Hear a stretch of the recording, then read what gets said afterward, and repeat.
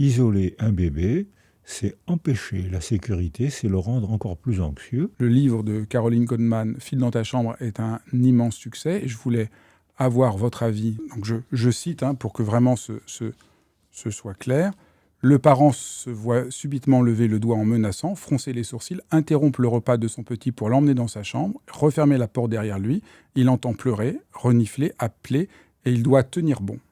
En le récupérant, il ne doit pas céder à la tentation de le réconforter, malgré ses bras tendus. Non, C'est vraiment trop dur.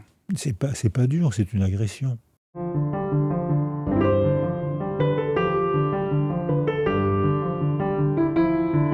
Bonjour.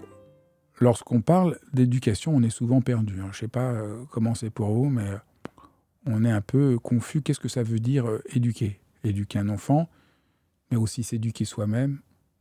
Qu'est-ce que ça veut dire comme question sociale, politique ? Aujourd'hui, il y a beaucoup de confusion. Je trouvais important, pour avoir un peu une grande hauteur de vue et une parole vraiment solide, d'inviter Boris Cyrulnik. Alors ça tombe bien parce que Boris Cyrulnik, il est le président de la commission des 1000 jours. Alors vous vous demandez, mais c'est quoi la commission des 1000 jours ? La commission des 1000 jours, c'est une commission qui a été mise en place par le gouvernement avec plein d'experts de différents domaines pour essayer de comprendre qu'est-ce qu'il faut faire pour accompagner les 1000 premiers jours de la vie d'un enfant. Et vous allez voir, ce n'est pas seulement une question pour les parents, c'est une question pour tous les citoyens. Parce que la vision qu'on a de l'enfance, c'est la vision qu'on a de la société. Comment on considère nos enfants, c'est comment on considère le vivant. Donc c'est vraiment une question passionnante. Et alors avec Boris Cyrulnik, vous allez voir, c'est extraordinaire. Alors cette question, elle est centrale. Alors je me présente, je suis Fabrice Midal, philosophe. En tant que philosophe, en tant qu'enseignant de méditation, évidemment, la question de l'éducation, c'est une question qui me hante, parce que savoir comment on s'adresse à nos enfants, comment on s'adresse à l'enfant que nous sommes, comment on s'adresse aux vivants, comment on s'adresse à ce qui est vulnérable, c'est vraiment le cœur de ce qui me semble le plus essentiel. Donc tout de suite, vous allez voir, c'est passionnant. Alors vous avez beaucoup travaillé à partir de la résilience sur comprendre comment accompagner les enfants, et vous avez été membre de la commission des 1000 jours qui avait été faite par le président de la République. C'est un vrai engagement. Qu'est-ce que c'est les 1000 jours ? Qu'est-ce qui est absolument essentiel à savoir sur ce temps d'accompagnement de l'enfant ? Alors pourquoi les 1000 jours, 1000 premiers jours ? Avant la conception, le garçon et la fille qui se rencontrent préparent la niche sensorielle où va se développer le futur enfant. Si c'est un jeune homme qui n'a pas de métier, qui a 18 ans, qui n'a pas de logement et qui prend des substances, qui s'accouple avec une gamine de 16-18 ans qui n'a pas de métier, qui a été chassée de sa famille, on peut penser qu'ils vont organiser une niche sensorielle difficile, instable, pauvre, violente, et c'est là que l'enfant aura à se développer. Donc 3 niches sensorielles. Le ventre des femmes, qui se prépare, qui transmet des émotions maternelles, le corps des femmes, le sein, le regard, la voix, à condition que la femme soit entourée par un foyer, un homme, une femme, une grand-mère, un autre homme, et la niche verbale, la verbalité qui caractérise la condition humaine et qui commence à s'imprégner, à sculpter le cerveau pendant la grossesse. C'est-à-dire que la préparation à la parole commence dans la grossesse et continue régulièrement et arrive à maturité vers 6, 7, 8 ans, au moment où l'enfant devient capable de faire un récit. Donc c'est une très lente maturation. 3 niches sensorielles, l'utérus, le corps des femmes entouré, la parole. La première niche sensorielle, si la mère est stressée, les substances du stress passent la barrière du placenta et sont toxiques pour le système nerveux, notamment le système limbique, mémoire et émotion, du bébé qu'elle porte. C'est récupérable très facilement, à condition de sécuriser la mère très tôt. Donc votre travail sur les 1000 jours, c'est si dans le ventre de la mère, il y a de l'insécurité, il faut aider socialement, politiquement, à donner de la sécurité à cette mère pour le bien-être de l'enfant. Donc c'est vraiment... donc votre réflexion est à la fois, disons, psychologique, éducationnelle, sociale, politique. Absolument. C'est exactement ça.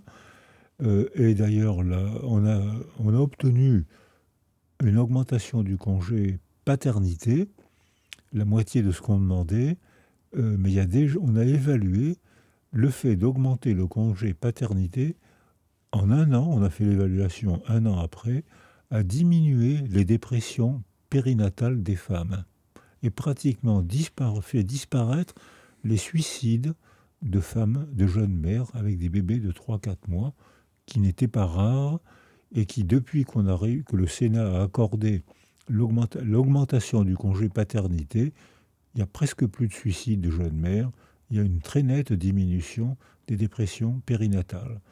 C'est encore très insuffisant. Il faut que l'État vote, organise un congé parental beaucoup plus long que celui qu'il a proposé, parce qu'il y avait la ministre de l'Éducation norvégienne venait travailler avec nous, elle n'a raté aucune réunion. Et elle nous a expliqué ce que j'ai vu, mais qu'elle nous a mieux expliqué, comment le congé paternité améliorait le fonctionnement du couple, donc donner à l'enfant une niche sensorielle sécurisante, et ils ont évalué en argent $1 donné pour la sécurité d'un bébé, c'est $12 économisés à l'adolescence, parce que ce bébé aura appris à lire, à écrire, à parler, à faire apprendre un métier, et il va mieux se débrouiller. Donc elle nous disait de manière un peu taquine, c'est une bonne affaire de s'occuper des bébés. Donc ça, c'est un des aspects.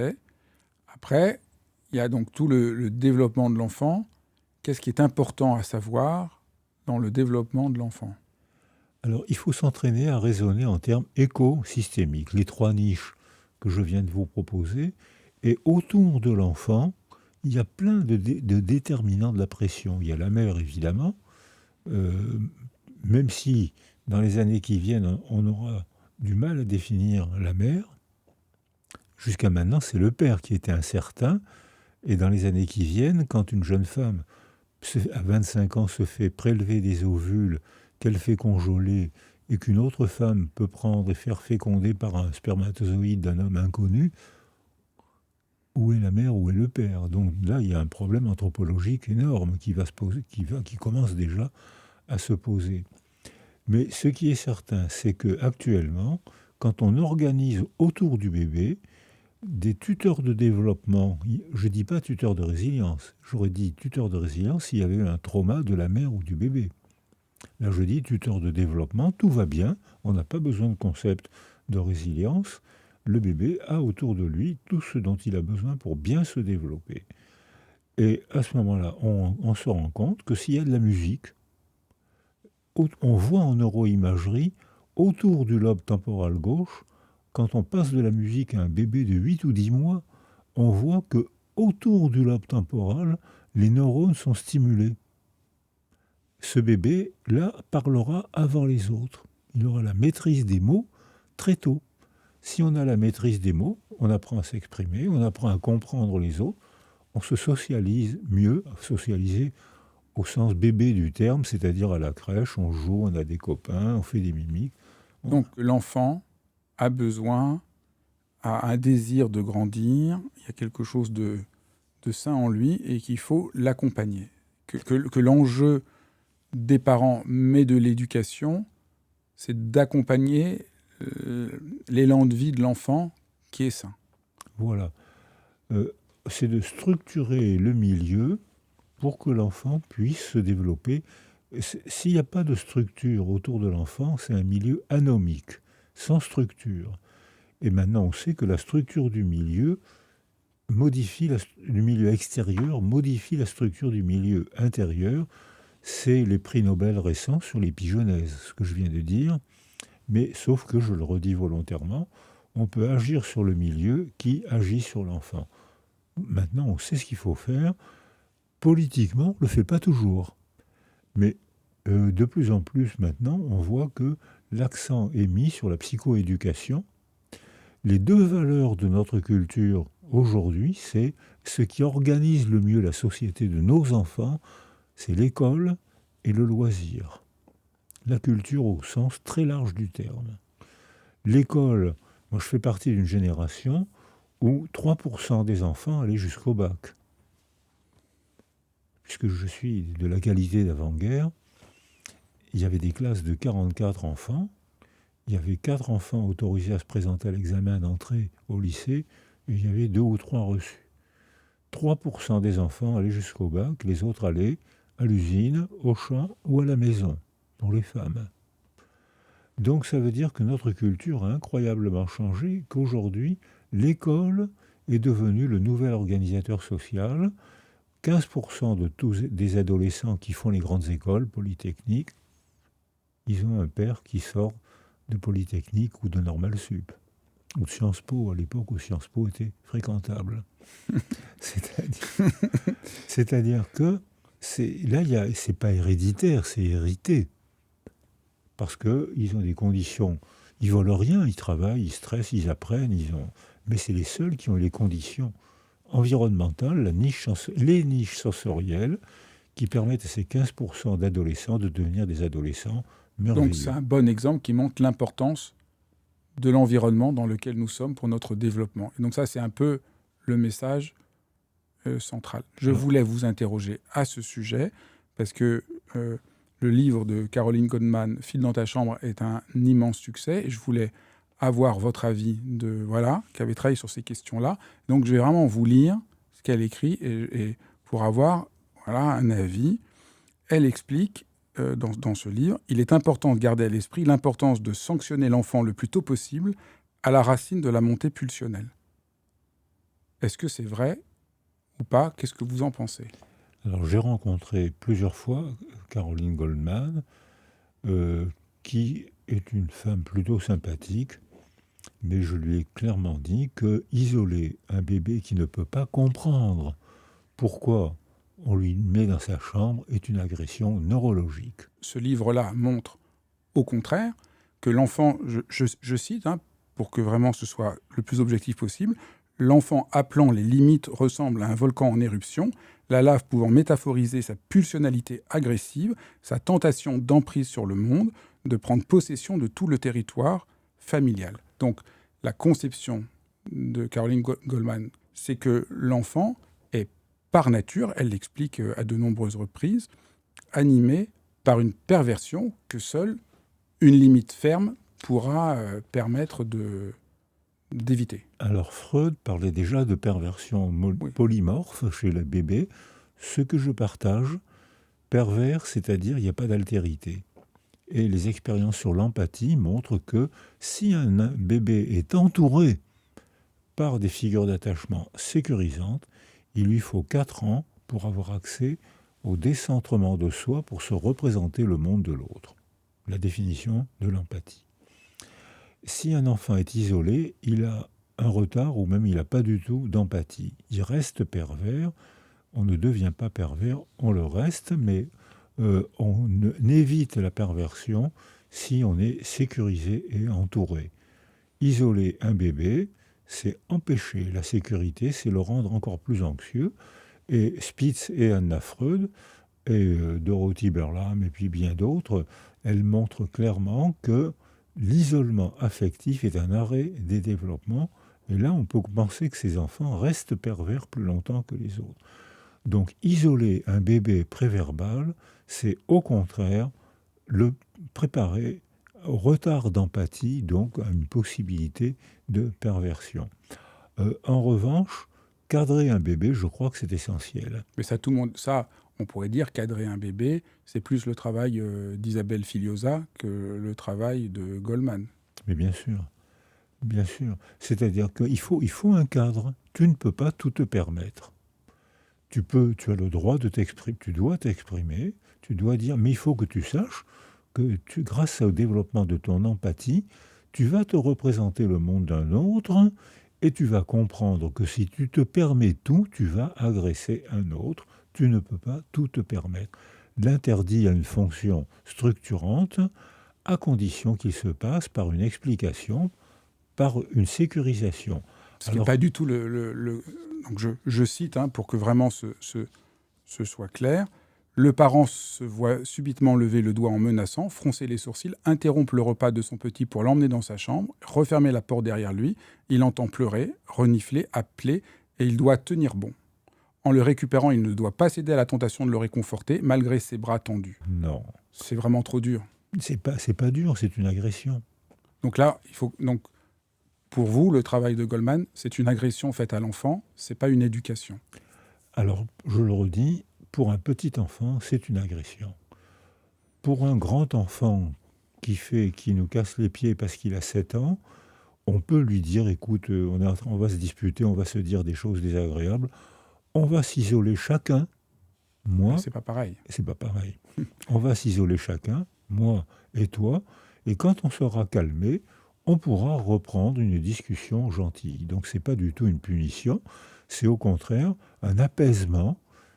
Alors il y a des interdits préverbaux qui sont nécessaires pour structurer l'affectivité.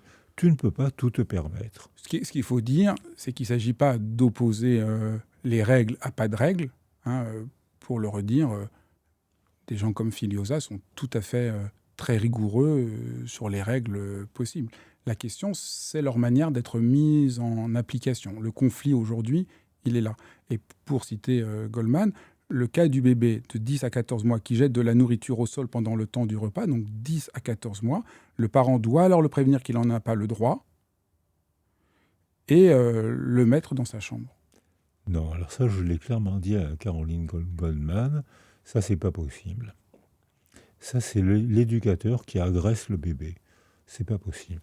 Un bébé qui jette, Caroline Goleman dit que c'est pour casser les pieds, pour provoquer l'adulte.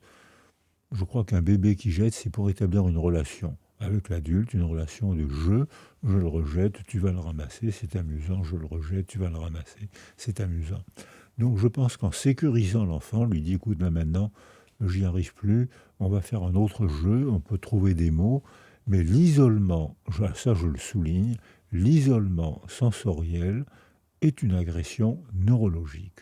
Donc, ce que vous recommandez, avec tout votre travail, c'est que l'enfant a besoin d'être sécurisé. Priorité.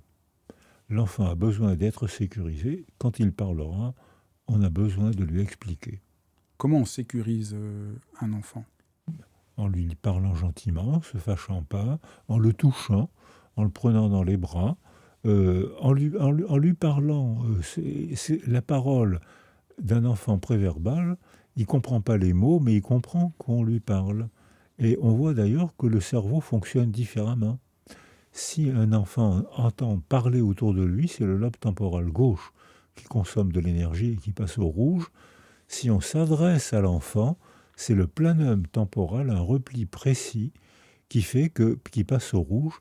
Et plus on s'adresse à l'enfant, plus on voit que la zone s'étend, ce qui veut dire que plus on parle à l'enfant, plus on transforme ce qui était la zone des sons en ce qui va devenir la zone des mots, la zone du langage.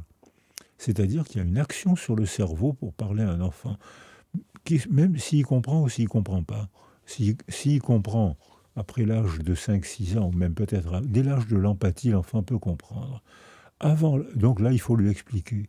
Et avant l'âge de l'empathie, l'enfant ne comprend pas les mots, mais il sent qu'on s'adresse à lui et ça sculpte son cerveau.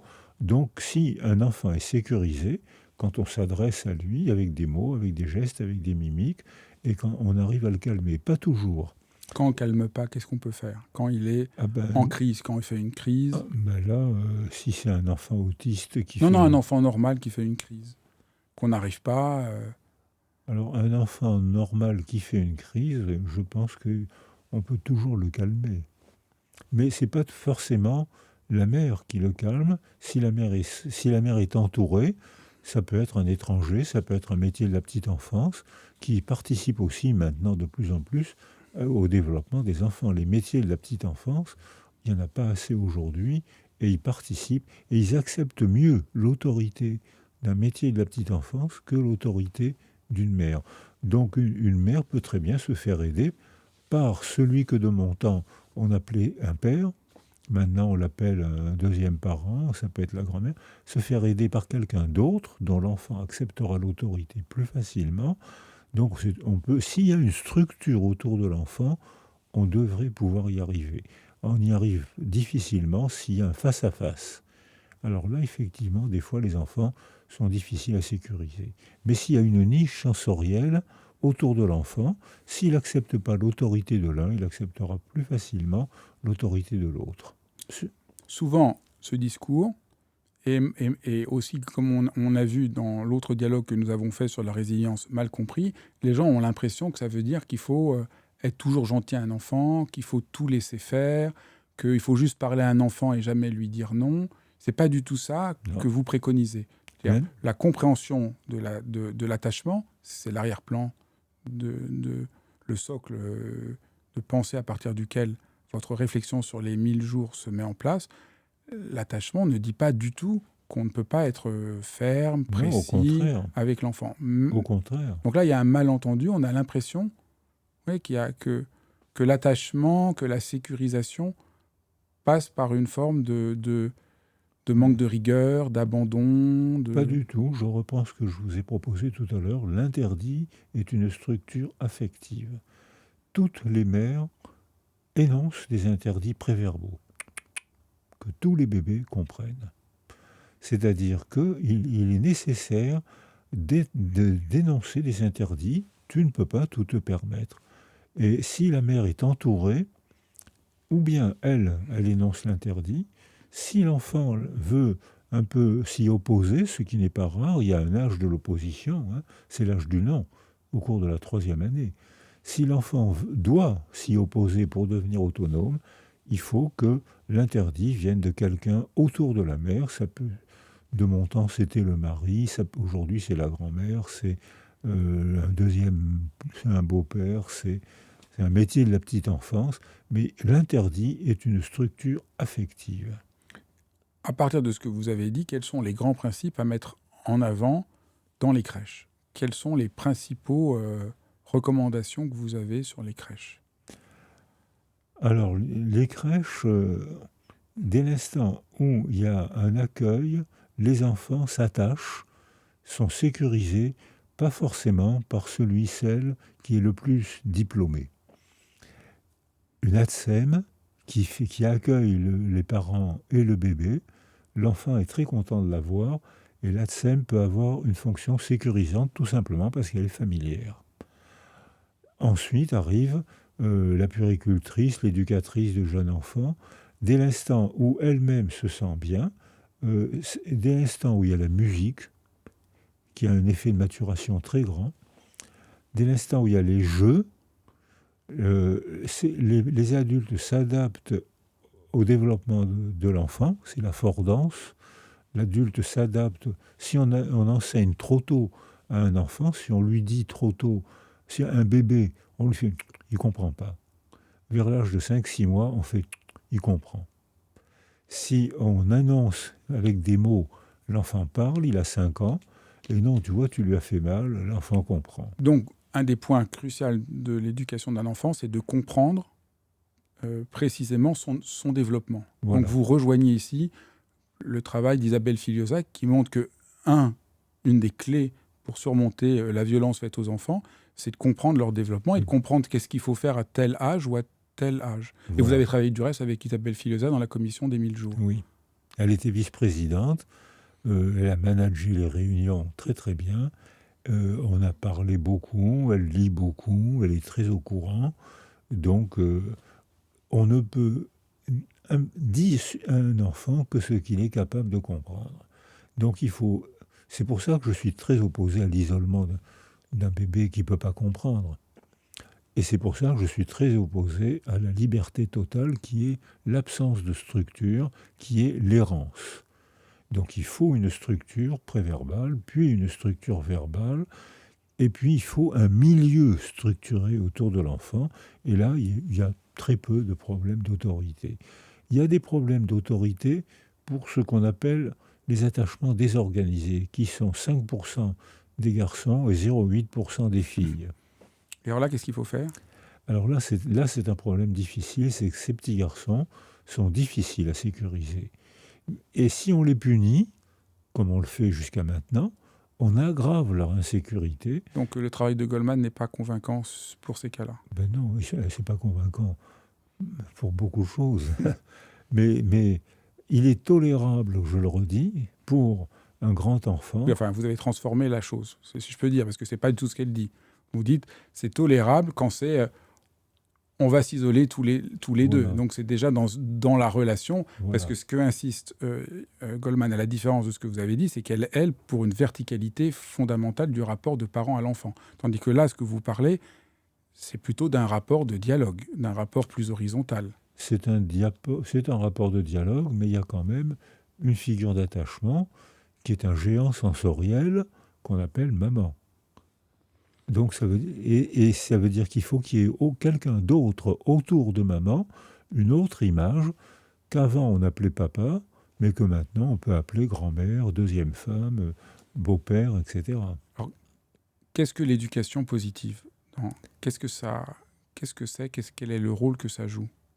Ben, c'est ce que vous avez dit pour Isabelle Filiosa, c'est-à-dire qu'il faut comprendre les stades du développement de l'enfant pour se faire comprendre par l'enfant. Donc, c'est pas du tout laisser faire, c'est pas du tout... le laisser faire est une forme d'agression aussi, une absence de structure. Donc, vous ne partagez pas du tout l'autre constat de Caroline Goldman, que l'éducation positive gangrène les crèches. Et que pour elle, c'est ça le problème des crèches. Je la cite. C'est pas du tout ce que j'ai vu. Qu'est-ce que vous avez vu ? Ben, moi, j'ai vu des éducatrices de jeunes enfants, j'ai vu des ATSEM qui énonçaient quand un enfant crie, elles vont lui parler, quand un enfant pleure, elles vont le sécuriser. C'est un témoignage naïf que j'ai vu dans toutes les crèches.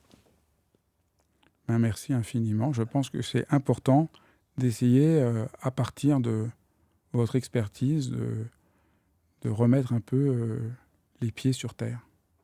Merci d'avoir suivi cet épisode. Je vous rappelle que Dialogue est disponible à la fois en podcast sur toutes les plateformes et sur YouTube. Alors, si vous écoutez en plateforme, surtout, s'il vous plaît, prenez quelques secondes pour mettre 5 étoiles, dire que vous aimez, parce que ça permet à plein de gens de découvrir ce podcast.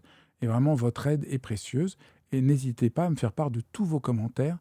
C'est vraiment toujours merveilleux de pouvoir vous lire et de sentir qu'ensemble, nous fondons une communauté au service de la vie. Je vous embrasse.